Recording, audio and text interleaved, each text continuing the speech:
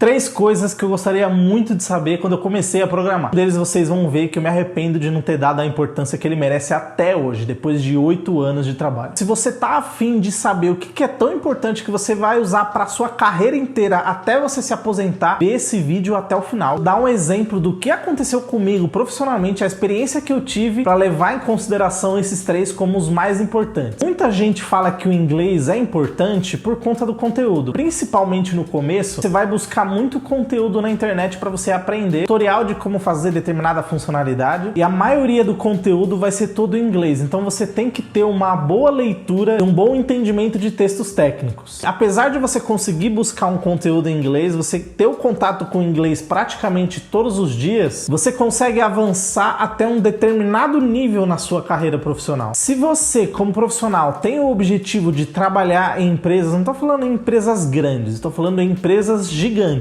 4 exemplos de oportunidades que eu deixei passar por não ter o inglês fluente. É claro que o inglês você não vai aprender de um mês para o outro, de 6 meses em um ano. Quanto antes você der valor para isso, vai ser melhor, porque o dia que você precisar, você vai estar preparado. Quando eu ainda estava buscando trabalhos como estagiário, eu tive a possibilidade de passar por um processo seletivo dentro da Microsoft. 99% do processo seletivo eu concluí, e 1%, que na verdade é o mais importante de todos, é a questão do inglês. Então, talvez a carreira tivesse tomado outros caminhos que não tomaram pela falta do conhecimento de inglês. Essa foi a primeira possibilidade. Já tive também possibilidade de trabalhar na Uber, e o processo de contratação também não avançou por conta do inglês. Uma empresa também já me chamou para participar de um processo seletivo e trabalhar em Portugal, e um dos requisitos principais era ter inglês fluente. Então, assim, é claro que se você não tiver o inglês, assim como eu, na data de hoje, não tenho, isso não vai impedir que você trabalhe em empresas grandes aqui no Brasil, isso não vai impedir que você cresça em conhecimento. Porém, se você quiser um objetivo muito mais alto na sua carreira, talvez trabalhar numa empresa gigante, trabalhar em projetos internacionais, home office, vai depender do seu objetivo. Se você estiver preparado, quando essa oportunidade aparecer, você simplesmente vai ser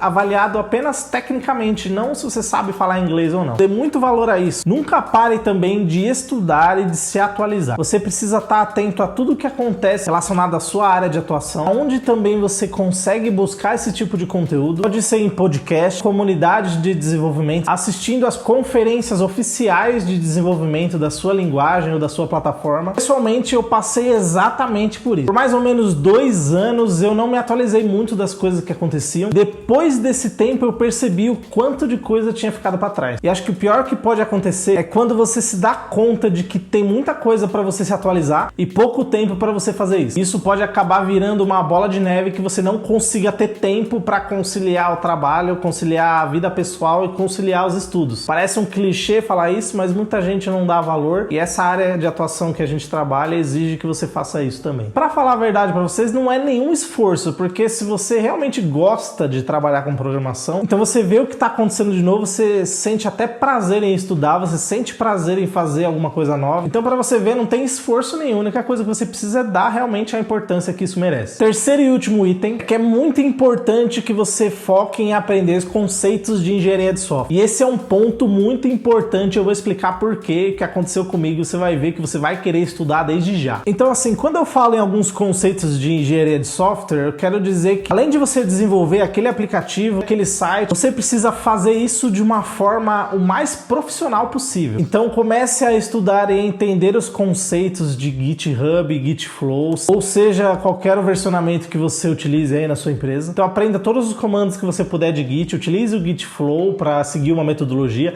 aprenda como organizar as branches do seu projeto. Não é simplesmente você fazer de qualquer forma, eu sei o que é uma branch, eu sei dar um Git push, eu sei dar um Git pull, mas tenta se profissionalizar, tente entender quais são os design patterns mais utilizados dentro da sua área, seja MVVM, seja MVC, seja Viper, seja MVVMC. Então, não simplesmente entregue um produto sem ter nenhum tipo de arquitetura, sem ter nenhum tipo de versionamento. Conforme os anos for passando, conforme seu nível de experiência for aumentando, isso se torna cada vez mais imprescindível. Eu vou dar um exemplo prático para você. Quando a gente está falando do desenvolvimento de um aplicativo, seja ele para iPhone ou seja ele para Android, então chegou num momento da minha carreira profissional onde se alguém chegasse para mim e falasse, Rafa, eu tô querendo fazer um aplicativo, o aplicativo vai ter um chat, vai ter foto, vai ter mapa, fazer live, vai poder curtir a foto, você vai poder comentar, fazer o upload de vídeo, vai ter realidade aumentada implementada, vai ser o aplicativo mais complexo do mundo. Você sabe fazer? Eu vou falar. Tudo isso que você precisa que tenha nessa sua ideia de aplicativo, eu sei fazer. Só que durante muito tempo, na minha bolha, isso já era suficiente. Você consegue realmente entregar tecnicamente tudo que está pedido no escopo. Então assim, não só no Brasil como no mundo, existem muitas empresas, existem muita demanda para vaga de desenvolvedor ou mobile ou qualquer que seja. E existe muita empresa pequena ou média que pagam super bem e às vezes eles não dão muita importância para esses quesitos mais técnicos de engenharia de software. E se você ficar muito tempo nessas empresas ou indo de uma empresa pequena para indo para outra empresa pequena, você acaba não dando atenção para esses quesitos porque você está entregando tudo que a empresa precisa que você entregue. Só que se você tem o objetivo de trabalhar numa empresa grande, trabalhar numa multinacional, dar um salto realmente na sua carreira e realmente virar o foda na programação,